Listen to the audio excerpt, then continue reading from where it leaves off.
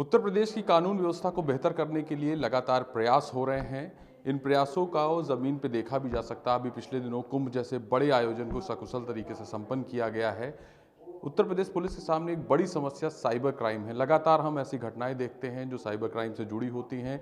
Police के सामने ये चुनौतियां हैं कि इसको रोका जाए और जो इन घटनाओं को अंजाम देते हैं उनके खिलाफ कठोर कार्यवाही की जाए। इसके लिए लगातार प्रयास पुलिस की ओर से हो रहे हैं। हमारे साथ एसपी साइबर क्राइम साहब हैं, हम इनसे बातचीत करेंगे और समझने की कोशिश सर ये आपसे करेंगे कि साइबर क्राइम पर लगाम लगाने के लिए और जो अपराधी हैं, साइबर अपराधी हैं, उन पर कार्यवाही करने के लिए क्या प्रयास हो रहे हैं आपकी तरफ से? देखिए, साइबर क्राइम एक बृहद चुनौती के रूप में पूरे विश्व में एक ग्लोबल प्रॉब्लम के रूप में उभरा है।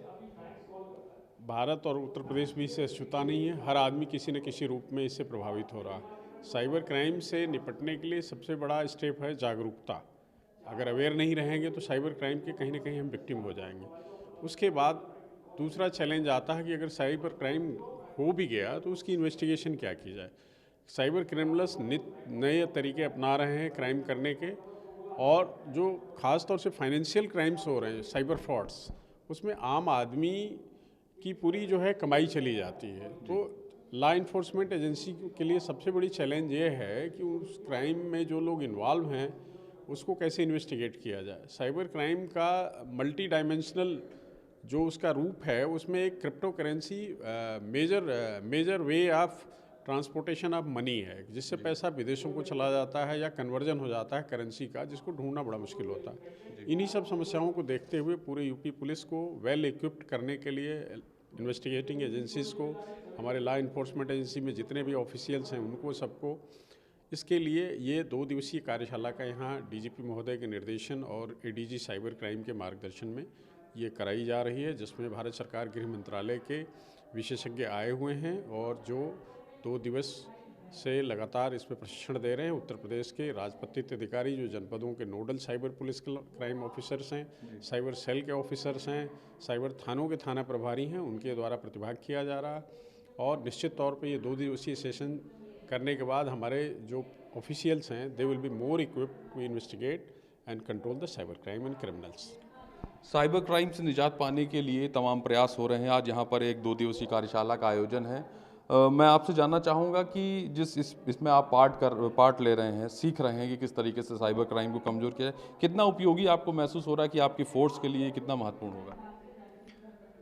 साइबर क्राइम इन्वेस्टिगेशन में बारीकियां सीखने के लिए हमारे जितने भी आईओ हैं, जितने साथी हैं, जितने सबऑर्डिनेट हैं, उनको सभी के लिए साइबर क्राइम के इन्वेस्टिगेशन में दक्ष बनाने के लिए भारत सरकार गृह मंत्रालय द्वारा, जैसा कि अभी एसपी साइबर क्राइम सर ने बताया कि डीजीपी महोदय और एडीजी साइबर क्राइम सर के निर्देशन में ये कार्यशाला आयोजित की गई है।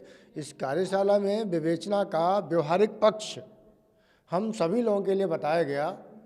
इससे जो जनपदीय नोडल अधिकारी हैं और उनके अधीन जो इन्वेस्टिगेशन करने वाले अधीनस्थ अधिकारी हैं, उन सभी के लिए व्यवहारिक टिप्स दी गई। इससे हमारे विवेचकों की साइबर क्राइम इन्वेस्टिगेट करने में विवेचनात्मक क्षमता में वृद्धि होगी और हम साइबर क्राइम जो कि बहुत बड़ा चैलेंज है, उसको टैकल करने में, उससे निपटने में उत्तर प्रदेश पुलिस के लिए एक मजबूती मिलेगी। साइबर क्राइम के लिए एआई भी एक नया टूल आया है और काफ़ी चुनौती रहती हैं। अब जब आप लोग टेक्निकली साउंड होने वाले हैं, आप लोग लगातार प्रयास कर रहे हैं, तो किस तरीके से आप साइबर क्राइम पर कंट्रोल करेंगे और अभी क्या सीख रही है फ़ोर्स? जैसा कि आप अवगत हैं, प्रदेश में माननीय मुख्यमंत्री जी और पुलिस महानिदेशक महोदय के निर्देशन में 75 जिलों में एक एक साइबर थाने का स्थापना की गई है। प्रत्येक साइबर थाने से यहाँ पर एक नोडल पुलिस अधिकारी और एक इंस्पेक्टर रैंक के या थाना प्रभारी रैंक के और एक आरक्षी रैंक के कर्मी को प्रशिक्षण हेतु बुलाया गया है। एआई जैसा आपने बताया एक चुनौती है, क्रिप्टो करेंसी एक चुनौती है, जिसके संबंध में पुलिस महानिदेशक महोदय द्वारा मुख्यालय साइबर क्राइम के तत्वावधान में ये 2 दिवसीय कार्यालय का जो आयोजन किया गया है, उसमें जो साइबर फ्रॉड के पैसे होते हैं वो क्रिप्टो करेंसी के माध्यम से देश के बाहर भेज दिए जाते हैं। जिसको किस तरह से इन्वेस्टिगेट किया जाए, किस तरह से उस पे रोक लगाई जाए और किस तरह से फ्रॉड का पैसा बाहर जाने से रोका जाए और कॉमन आदमी का पैसा किस तरह से फ्रॉड होने से बचाया जा सके, इस संबंध में, और कैसे क्रिमिनल्स को पकड़ा जा सके। ये पुलिस अधीक्षक साइबर क्राइम महोदय स्वयं भी इसमें शामिल हैं, उसको सुपरवाइज कर रहे हैं। तो हम लोगों ने ये सीखा है कि किस तरह से क्रिमिनल्स को पकड़ा जाए और किस तरह से इन्वेस्टिगेट किया जाए, किस तरह से जो भारी मात्रा में धन बाहर जा रहा है उसको रोका जाए। सर, ये जो कार्यशाला है ये आपके लिए बहुत उपयोगी होगी, क्योंकि आप साइबर क्राइम की जिम्मेदारी निभा रहे हैं। कई बार इन्वेस्टिगेशन करते समय ये चुनौती आती है कि सिर्फ उत्तर प्रदेश ही नहीं, ये आपराधिक घटनाओं को अंजाम देते हैं वो क्या या तो किसी दूसरे राज्य में बैठे होते हैं या विदेश में बैठे होते हैं। तो ये एक आपके सामने एक बड़ी चुनौती, इसको किस तरीके से हल करेंगे, क्या इनसे उसका रास्ता निकलेगा? निश्चित तौर पे जैसा कि साइबर क्राइम एक ग्लोबल प्रॉब्लम है और this is a boundaryless crime, सीमा रहित अपराध है, और निश्चित तौर पे देश के वर्ल्ड के किसी कोने में बैठ के क्रिमिनल कहीं से भी कर सकता है। दुनिया बहुत छोटी हो गई है टेक्नोलॉजी के दौर में, लेकिन उसी प्रकार से इन्वेस्टिगेशन के लिए मल्टी कंट्री कोऑर्डिनेशन भी है। जो डिफरेंट स्टेक होल्डर्स हैं, TSPs हैं या जो भी फिनटेक कंपनियां हैं, जो भी हैं, तो वो सब कोऑपरेशन करते हैं ग्लोबल मंच पे, क्योंकि सबकी समस्या है, पूरे विश्व की ये समस्या है और हर कंट्री इस समस्या से जूझ रहा है।